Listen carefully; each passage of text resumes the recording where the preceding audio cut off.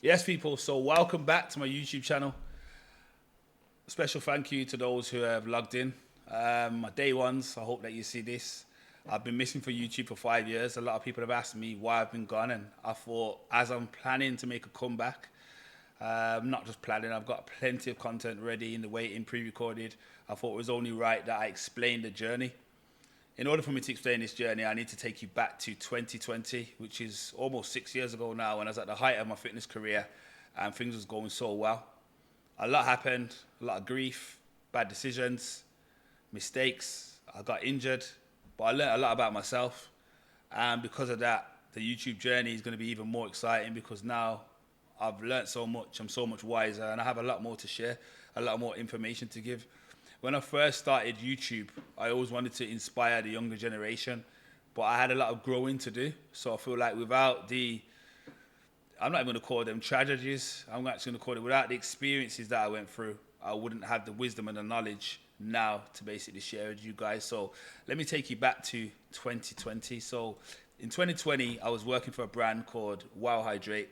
I was their business development manager, and my job at that company was not only to be a social media influencer, which I had one separate deal, which was a brand deal. I also used to basically open doors and connect the company with getting their hydration drinks and electrolyte drinks into gyms. On this clip, you can see one in the background. It's blurred out, but that was basically my job. So let me just play a little clip.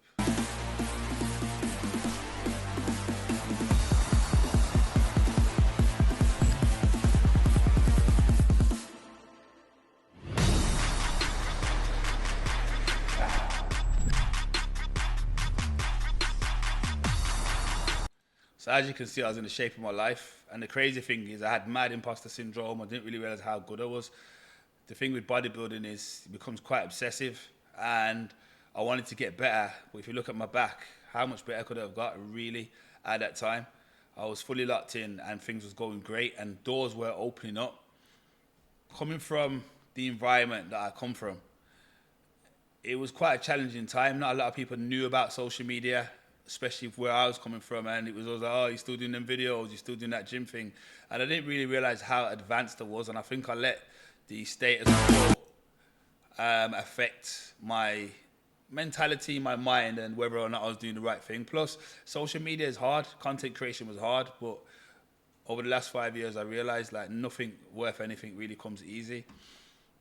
After working for Wow Hydrate, or around about the same time actually, I think I secured a Boohoo Man contract, and things were going really, really well with Boohoo. Boohoo was opening doors.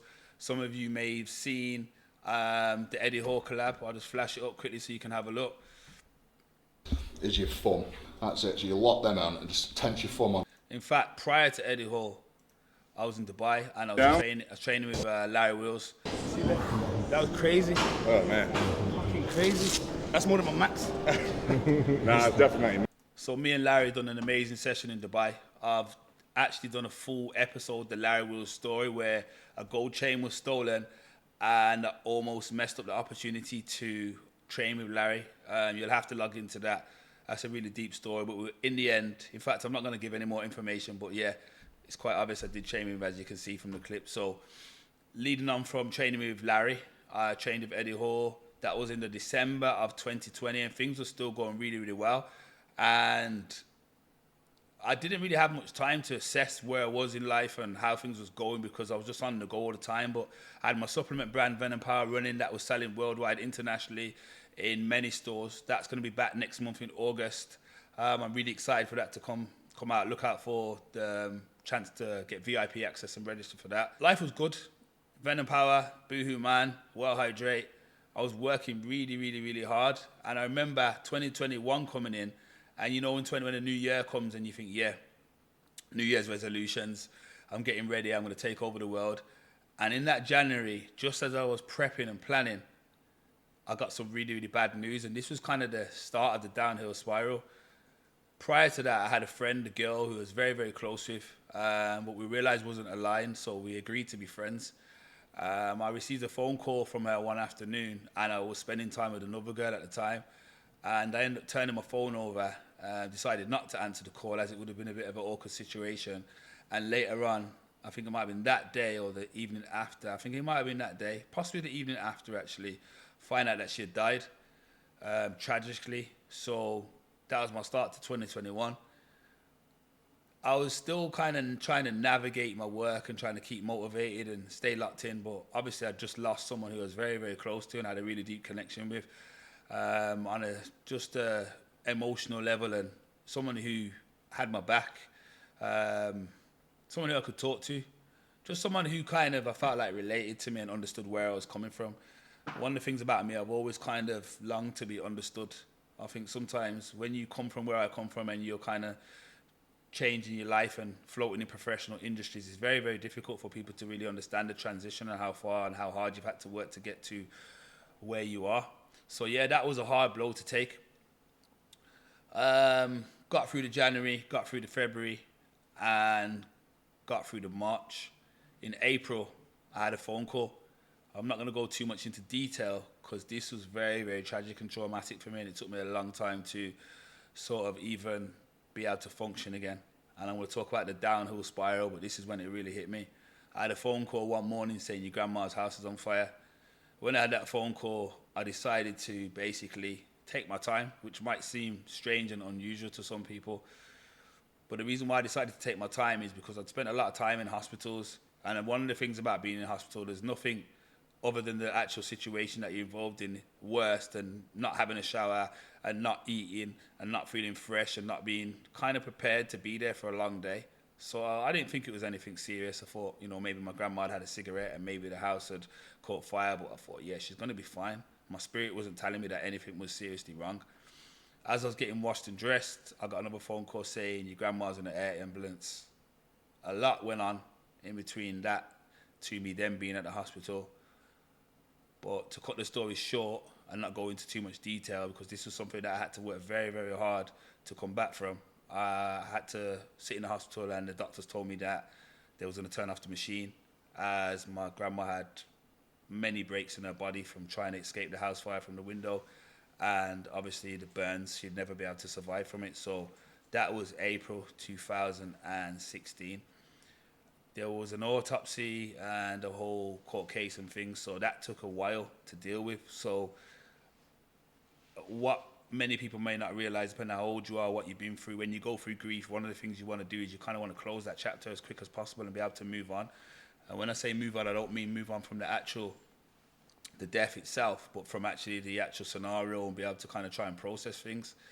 So I decided to stay positive, as I knew that if I didn't go positive, I'd probably go under. And I phoned my videographer at the time, Lee Page, cinematographer, and I said to Lee, we need to do a project. I said, I've got a bit of money. I said, I want to do an anti-crime project. He goes, why? I said, I'm feeling very negative at the moment and very low vibrational. I said, the only way for me to basically be able to survive this period is by kind of challenging my energy and doing something positive. So we made a documentary which is on YouTube, and this is now in September 2021, called Layers. I'm going to give you a little clip of Layers. That was designed to destroy me. Nechells was like the car theft capital of Birmingham, probably even the UK. It was madness. I was in prison with my own father, okay? Now, do I want to be in prison with my own son? No. Coming home from jail, and obviously my whole life has been on the ends. Man, I can't go back to my ends. I'm not allowed to chat to my brethren, my closest brethren that I roll with. Man, can't be with them. Like, that was man's hardest part, because it's like, where the man go, you get me? They don't actually teach you about how hard it is when you come out, because they're like, oh, go out, become a good person, get a job, that's rehabilitation. No, it's so difficult. When I come out of jail, I was scared. I was like, fuck, what am I gonna do right now?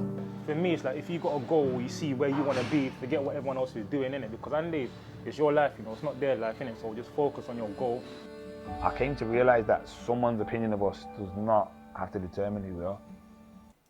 So Layers, although I never really mentioned it in the documentary too much, was sort of a tribute to my grandma and what I was going through at the time. Big up Big Tobes, who's in that documentary. Currently in prison in Dubai. I hope he fights his case. I hope he gets off his case. Really good, genuine guy. And there's a lot of other characters in this documentary who mean a lot to me. Layers went on to win 10, 15, maybe international awards. We won awards from Hollywood theatre houses, UK, France, who still get emails to today. The thing is, because I've got such a short attention span, I struggled to put it out in long form, and what we've done is we decided to cut it down to a 38-minute documentary. So actually, where we probably would have got some money for it and broken a deal, potentially, it didn't really fit into anything in regards to where the film context is. But what it meant is we basically had it as like a informative film, which meant in the festivals and in all of the places that it in all of the places that it was entered in, it won, because there's nothing that could compete with it. Very, very good documentary. Part 2 will be coming, but I'm not going to rush it. We'll do it at the right stage, at the right time. I think layers is very spiritual. And what layers actually means, it's stripping off all the layers. Sometimes you think you can know stuff, and then you realize you didn't really know much until you kind of get a lot deeper. And I feel that comes with age and time, really. Your experiences always shape you as to who you are. It's like when your parents speak to you and you think, what do they know? And as you get older, you start to relate to them a little bit more, and you realize life is just a rerun. Everything we're going through has happened before. Anyway, moving on. So in 2021, remember I said I had Venom Power? By then, I'd lost my Wow Hydrate contract, stopped doing business with them. I'd lost my Boohoo contract because in May of 2022, there was a stock market issue and they let a lot of brand athletes go. And obviously I wasn't active. I wasn't doing what I needed to do. And if I was honest with you, I don't really think what I was promoting at the time was really aligned with what Boohoo wanted to put out. This was never said. And obviously the brand activation managers was always kind of straight with me. But obviously the emotions that I was going through at the time, I didn't really want to hear it. I felt like I wasn't supported at the time, and, you know, I wasn't, you know, looked after when I was grieving. But the fact is, Boohoo are running the business and they was doing what they needed to do, and I wasn't fulfilling my commitments, which I couldn't see with my clouded mindset then. So in January 2022, still striving.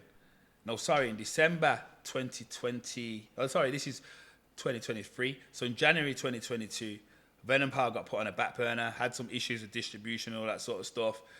Some of you may know I used to be very, very close to Dorian Yates. There's a few videos on YouTube, and I do some episodes on my story with Dorian. I decided to go and work for DUI Nutrition. I now understand that I'm not really someone who's employable. I think outside the box. I think 10, 15 steps ahead.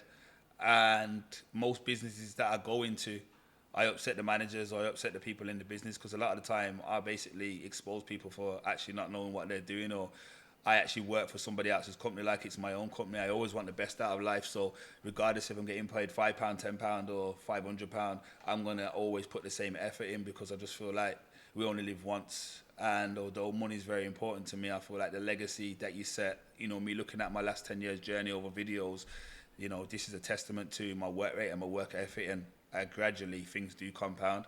So I went to work for DUI Nutrition, and I put out a video on January 2022. So a lot of this is to my recollection. I'm thinking it's factual, but I'm using my Instagram and other sources to basically work out my timeline. So here was the DUI Nutrition promo video. When I got on stage the first time, very few people believed in me. Truth be told, the last few years, I've just been counting the days. I got comfortable. Now it's time to get uncomfortable. So as you can see from this clip, I was very, very motivated to get back on stage. There was a little bit of politics inside the DUI Nutrition company. Nothing to do with Dorian himself. Dorian always had my back. But obviously, as you know, when you're working for corporations, there's people put in positions of power, and there's people who didn't really like what I was bringing to the company, if I'm totally honest with you. There was people moaning and complaining, saying that I'm making the company too black and there's too many black athletes. But what they wasn't understanding from a global perspective, I understood what they wanted and what they needed. But Birmingham-based is a very diverse community, and there was a lot of black and Asians and people who was coming on the brand, so the look of the brand was starting to change. And the thing is, no one's that was signed up was ever going to be as good as Dorian. I'd always do that. But no one's ever going to be as good. So I'm not really too sure whether they actually needed to sign athletes and whether that made any sense. But I sort of brought a different essence that in the end we agreed that wasn't going to work, and we parted ways amicably, and then I moved on. So I quickly jumped back on the Venom Power journey and decided to just start eating up the weights again. Still with a lot of trauma, still with a lot going on in my head. I just decided to lock back into training and focus. Venom Power was again back on the shelves. This is like September, I think, of 2022 now. Maybe, yeah. Here we go. There's no sound on this video. I'm not too don't understand why. Here we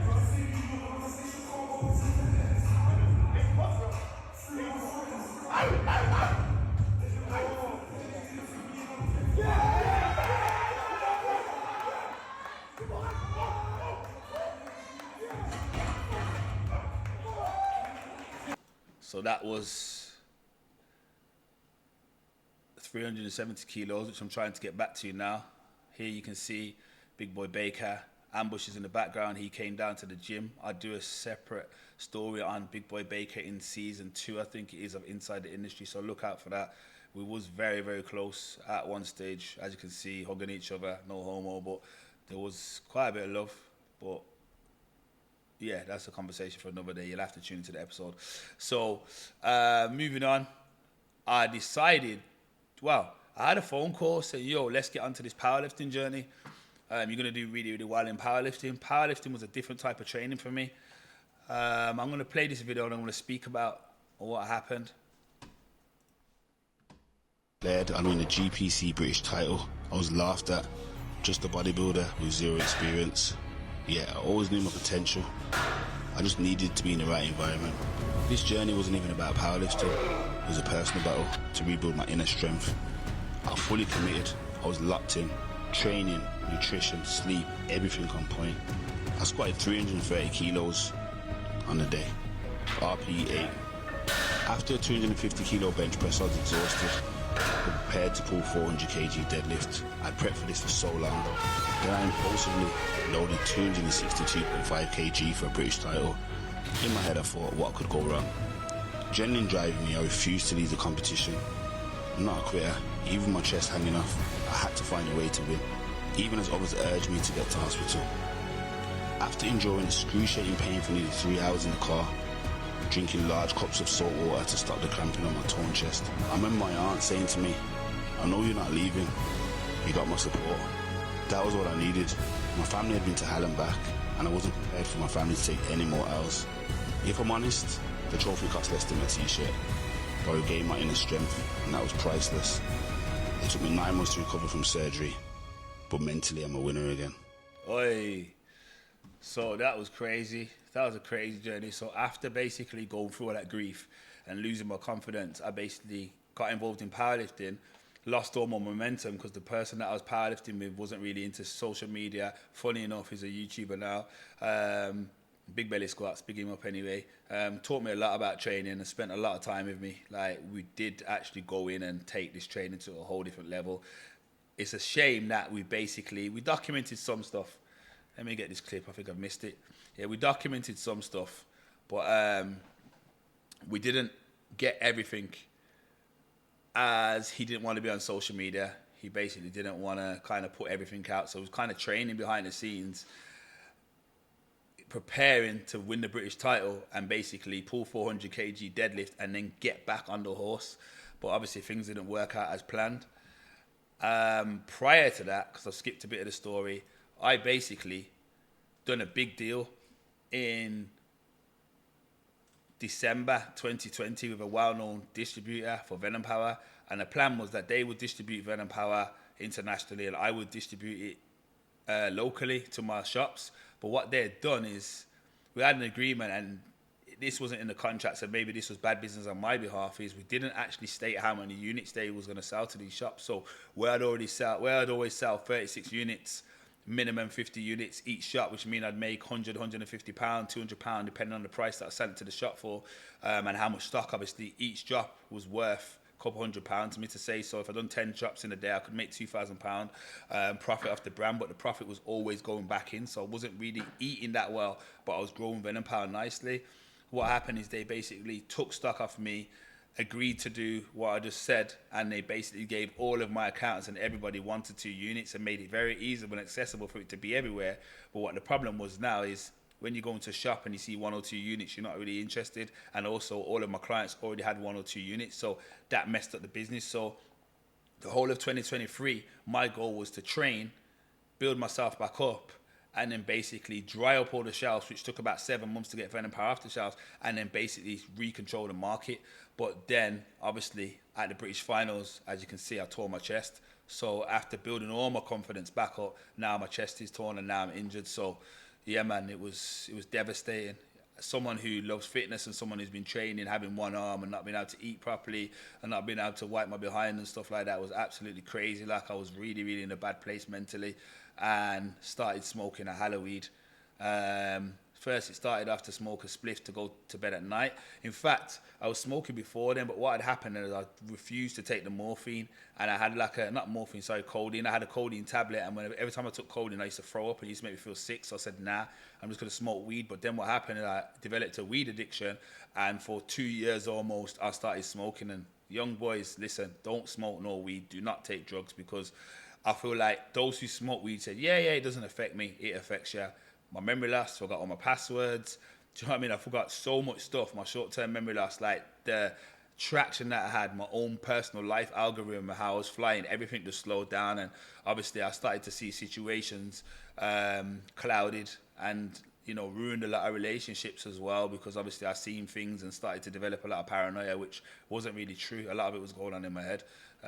In March 2024, after being in my house for 3-4 months, without closing the windows, because it's one of the coldest winters that I can remember personally, my house decided to develop mold because I wasn't opening the windows. There was loads of condensation in the house, and because I'm a bit of a clean freak, I was cleaning the house and having the house cleaned, and what had happened is the products that we was using was making this mold amplify. So the mold was crazy. I went and spoke to one of my neighbors, and she's like, look, yeah, we've got mold as well, like it's really, really old buildings. Brought her into my place. She's like, yeah, now this is getting crazy, because obviously you're supposed to use things that neutralize it, but what had happened is I was using things that was making this mold activate even more. So I woke up one day and I says, yo, I'm moving to Spain. I'm moving to Tenerife. So here's a picture of me moving to Tenerife. Just landed in Tenerife. As you can see, I was really happy, and I needed a break, man. I needed a chance to recharge. And then from Tenerife, some friends of mine at the time came to get me. We went on a private jet and we flew to Vila Moura in Portugal. Had a great time there. We actually spent some time in Tenerife together. We played paddle for the first time. That's when I was first introduced to paddle. And yeah, life was good. Life was good, but I was still recovering. I don't think anybody knew what I was carrying. I feel the thing is with grief, people give you a time on how long they think you should have to recover. And as far as they're concerned is, the female that I mentioned earlier and your grandma, their death was like 2-3 years ago. Now you should be fine. But obviously I was not only just dealing with the loss of 2 people, I was dealing with the loss of my home. Because I moved out of the country, I got rid of my car. So I literally lost everything, and all my stuff was in a storage unit. And what I lost the most, which was my identity as Micquel Wright, was my health. I tore my chest, and tearing your pec off the bone, it's not a joke. So I was weak, couldn't bench press. You know what I'm saying to you? I felt a bit vulnerable in regards to self-defense and looking after myself, because I had 1 arm. And yeah, life was challenging at the time. I decided to go back to Tenerife after Portugal and come back to the UK, because for me, I decided that the UK wasn't just giving me the energy and the vibes that I needed. I wasn't feeling it at all. So I decided to go back to Tenerife and spent some time out there, and I was living in Tenerife for a bit. The problem with Tenerife is you can only stay for like 90 days or 6 months. So you get like $1,000 fine, and I realized like this was never going to be a home for me. It wasn't going to work. Although I had digital income and I had things, that was helping me to get by financially. It just wasn't going to work. The logistics of it wasn't making sense at all. I remember sitting in Tenerife and everything looked the same. And I thought, like, this matrix that I'm in right now is very, very slow. Although I like it and I get a lot of peace here, I need some motion. It's not going to make sense. And I remember my mate kept saying to me, come to Gambia, you need to come to Gambia. And I was thinking, I want to go to Africa. I want to really see what Africa's like. And I remember seeing a woman and her 2 kids walk across the road, very dark-skinned woman, dark-skinned kids wearing some light clothing, and they just stood out in the landscape of Tenerife. And I thought, yeah, man, they look beautiful. I thought, let me go to Gambia and see what Gambia is really saying. So went to Gambia, landed in Gambia, and all I heard was, welcome home, brother, welcome home. And as you can see, I'm so happy here. Like, this was some serious healing that was needed for me. I landed, obviously my friends, highly connected out there, big up BG, and head of protocol, like the president's right-hand man, picked me up, as you can see, here on the runway, straight into Mercedes Vito, actually on the runway. CJ was on the plane for me, big up CJ from London, CJ 100, and I was like, yo, let's roll. And then landed in Gambia, decided to hire a quad, and I just felt so much freedom. I'd never felt free like this in my life. I feel like not a lot of people actually get to experience freedom. I feel like once you experience freedom, your life changes forever. You just look at things totally different. I woke up every morning, there's monkeys outside the house, and there was a lot of fitness going on the beach. I'm still connected to some of these guys, and once I get my live stream running, I do plan to turn up. I'd go back to Gambia and actually have my live stream running out there. Don't know how I'm going to do with signal and Wi-Fi, but I feel like the Africa trip live stream is definitely needed. These 2 ladies, Caddy and Kuta, they become like my aunties. I used to buy fruit after them every day.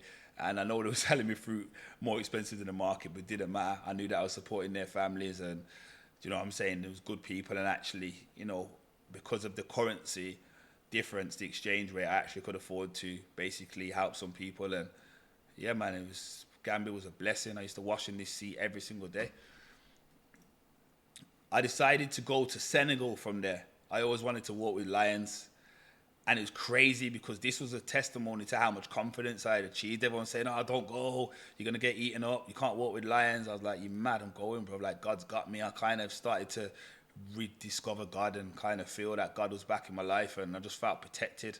I think I might have been drawing strength, the fact that my grandma had passed, and I could start, you know, maybe feeling like I had a guardian angel. But the weather is sweet, make you want to move your dancing feet to the rescue. Here I am. Oi. Want you to know you're where I stand.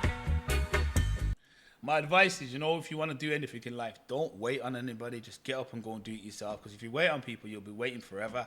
People are always like, yeah, let's do this, let's do that. And it's very difficult in this day and age with this economy as well, especially to make plans with people, especially if your friends are older and everybody's got commitments. So walking with the lions is something that I'm definitely happy that I've done. That was an experience that will live me forever.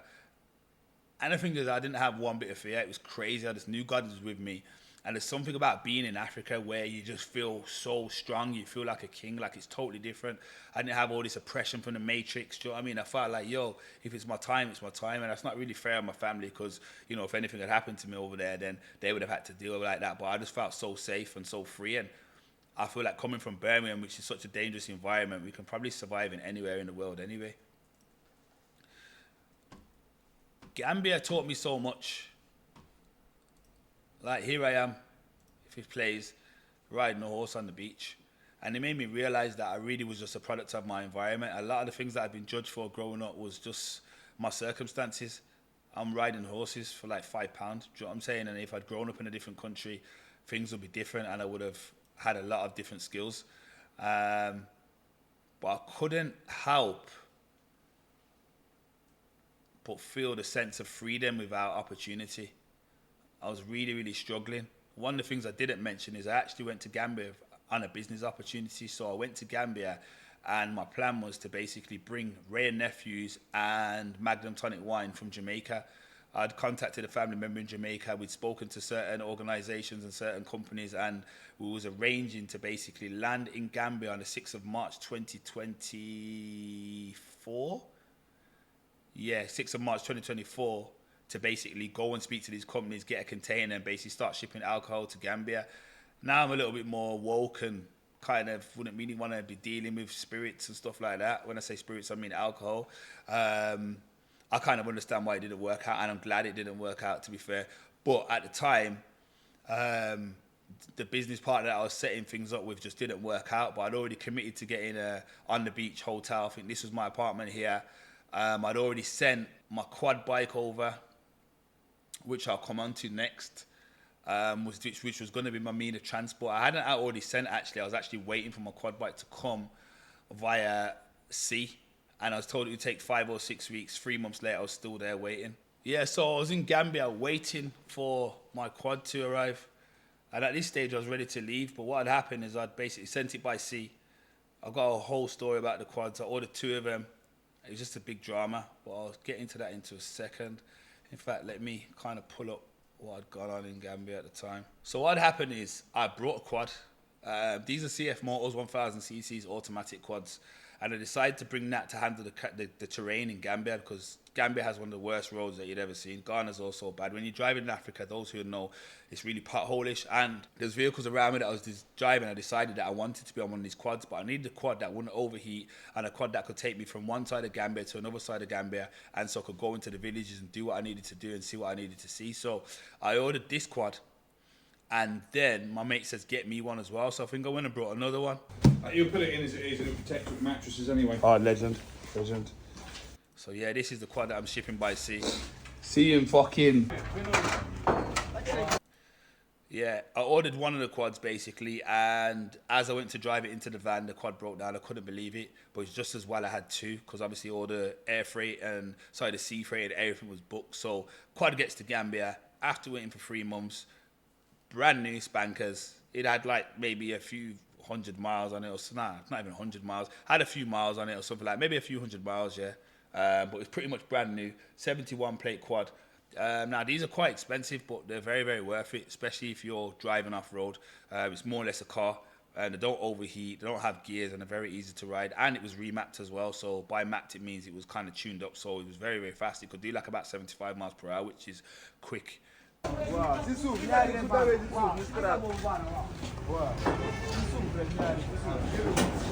it arrives, and this is how they're getting it out of the container. So you can imagine I'm fuming at the time.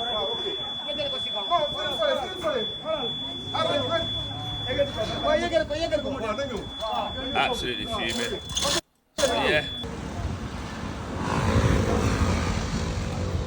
So as you can see here, quad arrived, wouldn't start.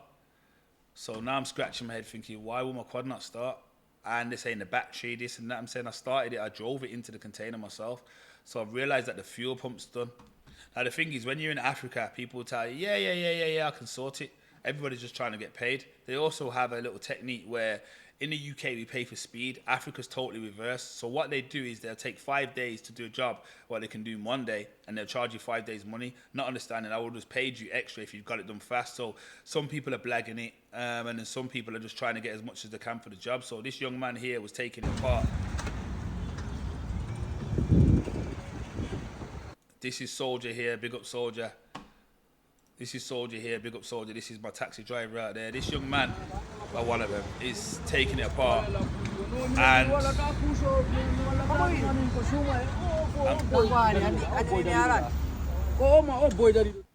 I'm fuming, because basically I've just landed. Look, as you can see, it's getting dark. We're there all night trying to fix this quad, and I'm saying to the guy, it's the fuel pump. The only thing that can be wrong is the fuel pump. Maybe not get pumping any water through while it's been on sea. Maybe the salt getting into it, but this is the only issue. So I'm going through all of this. I want to leave.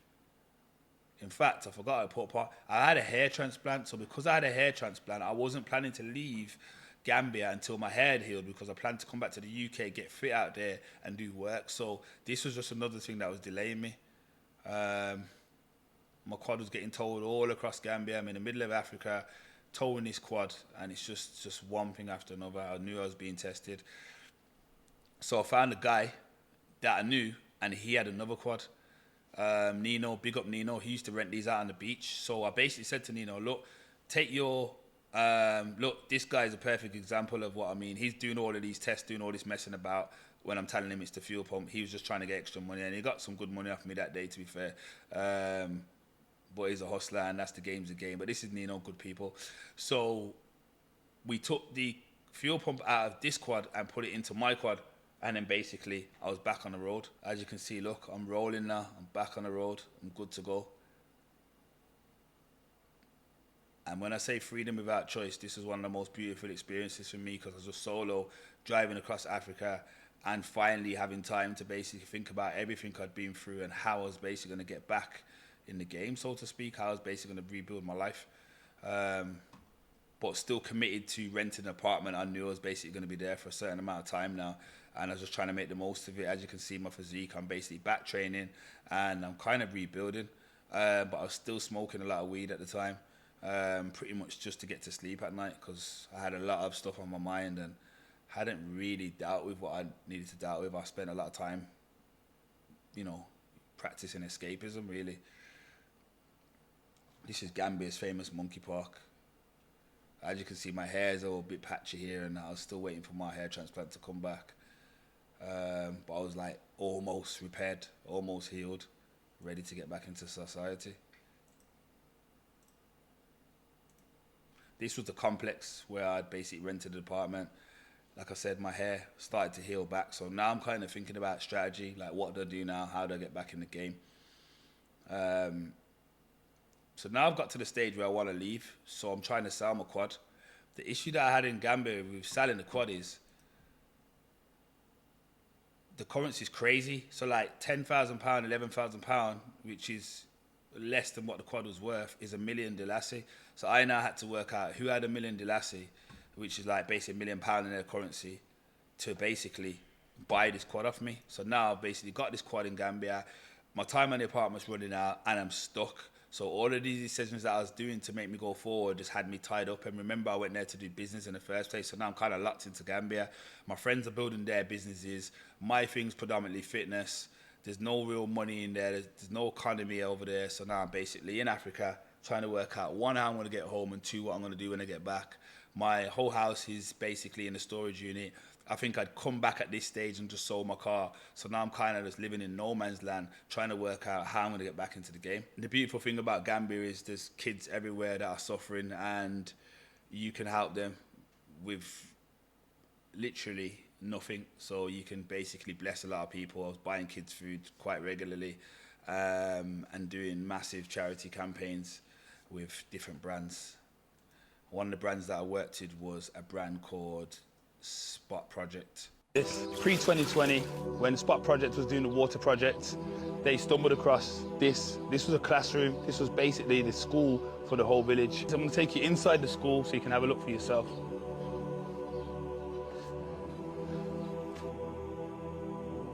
"30 to 40 kids in here from the age of 7 and upwards, all squashed into this small classroom. No tables, no desks, just sitting on water bottles. Well, this is the new classroom, as you can see, ECD1. So there's a total of 13 children in here, and there's a total of 14 in there. All of these children would have been squashed up in the old classroom before. There's a big difference between the old classroom and this classroom. They have a healthy, clean space where they can learn. So guys, you can see the impact that Spot Project is having on the ground. Please keep supporting so we can keep changing lives. Going to Africa changed me. After doing charity work with Spot Project, it really, really opened my eyes on how ungrateful we are often in the UK, and especially in like European and, you know, first world countries. I remember being in Africa and speaking to a young lady who is maybe about 22, 23 years old. I remember the story, but don't really remember the girl that much. But I think she was working for my friend, and I remember speaking to her, and I was like, "What's your story?" She's like, "I'm 23 years old. I come here and I work here, and then I have to leave work. I catch 2 buses to get home. And then when I get home, I have to basically pick up my brother and my 2 little sisters from school or something like that." It was a mad story. So I was like, "Where's your parents?" She's like, "My mum died years ago. My dad died recently because I couldn't afford to basically pay for the medication." she was probably earning about £25 a month. And I remember sitting there thinking, yo, you need to go back to the UK and you need to make something of your life, because actually you do have opportunities, and although life's definitely hard, it's never going to be as hard as it is for these people, and actually you're just blessed due to where you was born in the world. And actually sitting here and kind of complaining doesn't make sense. And I knew that I was going to come back and have to lock in, because obviously we are afforded opportunities and things are possible. Like I said, Africa is freedom without choice. Although I love the freedom, not having the choice to basically build businesses and build brands and move my life forward and, you know, make a decent income, it just wasn't for me. It just was never going to work. Not with someone as driven as me and the age that I currently am now. It just didn't make any sense at all. Here's another picture of the kids in Africa. Big up Sadiqa Sweets. This young kid has raised thousands for Spot Project. He's done really, really well. Right, coming towards the middle to the end of the story now. This is where stuff kind of gets more active, and this is where I decided to change my mentality. I'm going to go through this as quickly as possible because I don't want to bore you. But basically what happened from there is I landed in Ghana. Ghana is a whole nother story. I remember getting to Ghana, and the reason why I went to Ghana is I was trying to sell my quad and heading back to the UK. And a friend of mine who basically is in the property business was like, yo, why don't you come out here? Like, we can acquire some land, I've got some land, and we can do some joint ventures. So long and short of the story is I basically went to Ghana and I'd done a £2.5 million deal. I managed to broker a deal with somebody who had land and somebody who wanted to invest. And of course, my friend was the property developer and had all of the connections. So this deal, I should have received 10% off. Long and short of the story, after 5 months of working on this deal every day, after actually brokering this deal and doing everything properly, bearing in mind when I went to Ghana, I didn't have any clue about these land registry deals and how to get things over the line and joint ventures. The people didn't want to pay me, and they ended up coming off with, you don't have a Ghanaian real estate license, and then basically didn't end up committing to actually doing the whole deal in the first place. And basically what I'd done is I'd found someone who had a plot of land, and I found someone who had over £2 million. And what we'd done is we decided to build some high-rise apartments and then do basically what's like a revenue share. So the landowners who couldn't afford to build, who had a land worth about £1 million at the time, would get, I think it was 8 to 10 apartments, all worth between 140,000 to maybe 250,000, depending on whether there was 1 bedroom or 2 bedrooms. And the investor would get the other 10 apartments, and she wouldn't have to obviously put the money in for the land with the penthouse apartment on top. And obviously I would have had an apartment, my partner would have had an apartment, and we would also had a fee for marketing. And the apartment would have probably cost the investor 70k to build, but I probably would have received maybe 230 back for my 2-bedroom apartment in the area that it was in Ghana. It was in a very, very well-known, well-established area. I'm trying to remember Labadi, Lashabi. I can't actually remember the area. I don't think it was any of those areas. Sometimes with me, when things don't work out, I just kind of wipe my whole brain with it. But we've done some other projects out there. I went over there to see my granddad's land. And I went over there to see the legacy that my granddad had created,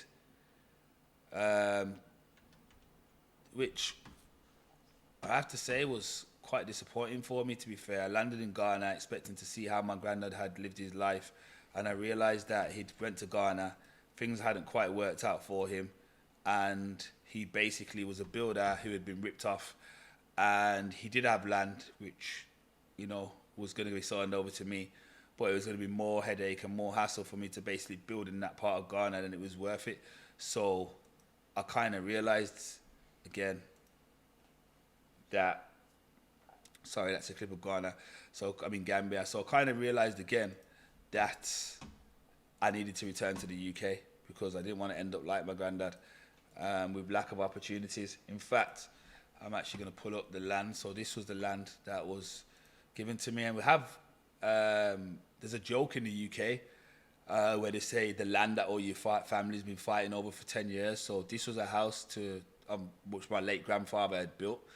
So he built the core of the house, and actually when he died, they said he was living in this one room, and all of the building materials were stolen. So he got ill and never had the chance to finish the house.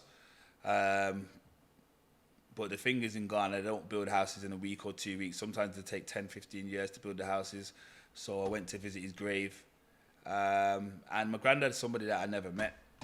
He left the UK in 1974, 1975. I did speak about this story. He came to the UK, experienced racism, couldn't handle the cold, and then went back to Jamaica. And one of his uncles said, "What are you doing here? Like, why have you come back to Jamaica? You left for opportunity." Tracing kind of his roots and tracing like the roots of Jamaican people, where they came from slavery, he decided to go and reside in Ghana. I felt like I fitted in more in Gambia than Ghana. Ghana just felt sort of like another matrix for me, and I felt like a complete foreigner out there, to be fair. I think going anywhere where they speak a different language is quite difficult, because you're always going to feel like an outsider. It wasn't that I didn't feel accepted. I just felt like I was always going to be relying on somebody to navigate. And one of the things with me I have managed to get through for many years is by the network of and the community that I've built. So I felt like I was starting again. And I also felt like, even though I was trying to build my life, a lot of the people who was around me would kind of look into me. This is Amos, this is the guy who looked after my grandfather, big him up. But a lot of the people was looking to me to help them, and obviously that was going to be near impossible for me in a country that I'd not been in before. We decided to fly back, and we flew back from Kumasi back to Accra. And I remember sitting on the plane and thinking about the whole experience, thinking, nah, I need to go home. You're actually blessed. A lot of us complain about the UK and how hard and how difficult it is, but trust me, when you go to Africa, you realize how difficult life can really be. You can have freedom, and if you've got money in Africa and you're successful in Africa, then you'll have a much better life than here. But if you're not, then you're going to learn. You'll know about it, trust me. Trying to rebuild in another country is very, very difficult to do, especially with a poverty-driven country where everybody's looking at you like you're rich and everybody's looking some of what you've got. I actually shipped my quad to Ghana, which was one of the best things I've done, if I'm totally honest with you. It took about 2 months to get there. It was very, very testing. They got the shipment wrong multiple times. Multiple airlines wouldn't take my quad because they were saying that, explosives and et cetera, because obviously batteries and you need to let the tire down. And that was a whole drama, and it actually cost a lot of money. I was very, very disappointed at how much it cost me. I remember saying to my friend, how much do you think it's going to be? He goes, it's going to be light, don't worry about it. So I spent a lot of money shipping it to Ghana, and then I spent a lot of money clearing it from customs. Ghana's one of those countries where you can't really ship anything in and think that it's going to be light work. Unlike Gambia, you'll always know somebody who works in a certain place, and because the economy is so small, you can always kind of get things. But I think a lot of the ports in Ghana, there's a lot more restriction. They're a lot more up to scratch on stuff. But I managed to get my ECOWAS card, which is my Ghanaian citizenship. I managed to get my driving license, and I managed to get my bike license and a bank account over there. So things was going well in Ghana. I was fully prepared to basically, I was having a go, things was going well, but the deal not coming through and me not getting my 10% of the £2.5 million just was a game changer for me, because after not only 5 months, 8 months before that, being in a different part of Africa, after being out of the system for about 18 months, the money was starting to dry up, and obviously things was getting a lot harder, and I kind of started to think, you know what, it's probably better if I go back to actually what I know, because this is near impossible. But Ghana was very eye-opening. I remember landing there and going to somebody's called Despite's house, and this is Despite's actual house. He's got a £50 million car collection. Bugatti's sitting in the middle, and this was actually his house. It's a museum. He had a hospital in his house.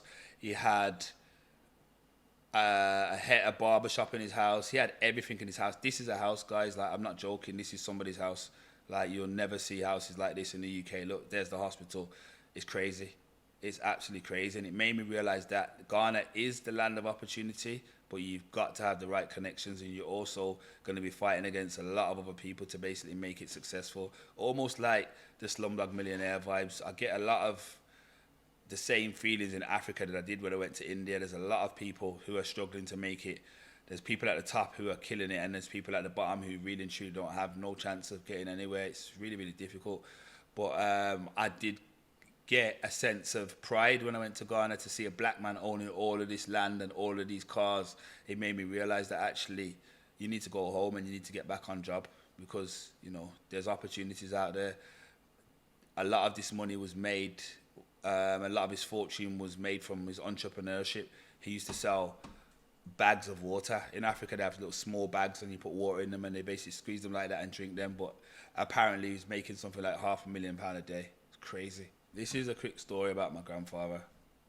1974, after heading to the UK in 1962 for a better life, experiencing one of the coldest winters ever and a lot of racism, we decided to go back to St. Thomas, Jamaica in 1972. Had a bit of money to his name, so he brought a truck and decided to travel West Africa and decided to settle here. Clearly there's a lot of work for me to do here. The vibrations and the energy of Ghana are like nothing I've ever experienced in my life. The place is absolutely beautiful. Don't believe everything you've seen on the news about Africa, people. Like, we've all been tricked. I'm going to be showing you what's going on.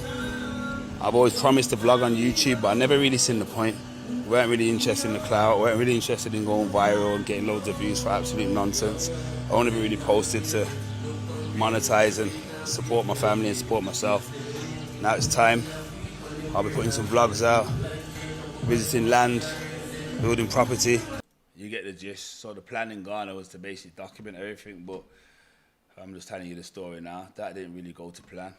So whilst in Ghana, linked up with Shaka Bars, Anthony Joshua, and Lats, and I felt a sense of sovereignty. You know, I was there with some people from the UK who had basically made something from their life. Big up Ed's here. And I felt like, you know what? Maybe there is something here. Maybe I can do something here. And I was happy, but I still didn't really feel like I was kind of in my element and where I needed to be. I remember Ed saying, yo, you're a real estate developer now. And I remember thinking in my soul, like, bro, fitness is your core passion. Like, you could never stop training regardless of what you're doing. You have to train, you have to work out. I remember being in Ghana and we was in a car, and I remember we was talking about the way that they was driving in Ghana and how crazy it was. And then I remember coming back to the UK again. This is the beginning of 2026. I came back in the September, October, and I remember Steve-O, the madman, saying to me, yo, bro, you got to get into streaming. You got to get into streaming. You got the personality for it. I remember wanting to delete my Instagram at the time. And in the December, coming into 2026, just like going into the January of 2021, I had all my New Year's resolutions written down. And I was thinking about how great life was and how great life could be after being with Lats and AJ and Shaka Bars and Ed in Ghana at a massive fight with all the president and loads of really, really rich and famous people sitting next to multiple billionaires. I remember coming back and I got the news. Lats had been sadly taken away. Anthony Joshua and Lats and Sinner, rest in peace, also had been in a car crash in Nigeria. And I just thought, wow, life really is short, bro. I thought, you're out here, God clearly favors you, and you're out here messing about, bro. You need to lock in. This was us in Ghana a few months before in a convoy, and this is just how the convoys go. We trained in Ghana in a Kapinski hotel. And I've got loads of footage here, but yeah, I've not shared it. I probably won't because it's a bit personal. But yeah, man, rest in peace, Lats, and rest in peace, Sinner. And I said to myself, do you know what? I'm no longer messing about. So after not deadlifting for almost 2 years, I decided to come back and start training. And it was so difficult for me to get back under the bar. Well, pull the bar off the floor. This is me here doing a 320 kg deadlift, and I basically started lifting again. This was in January, 13 weeks ago.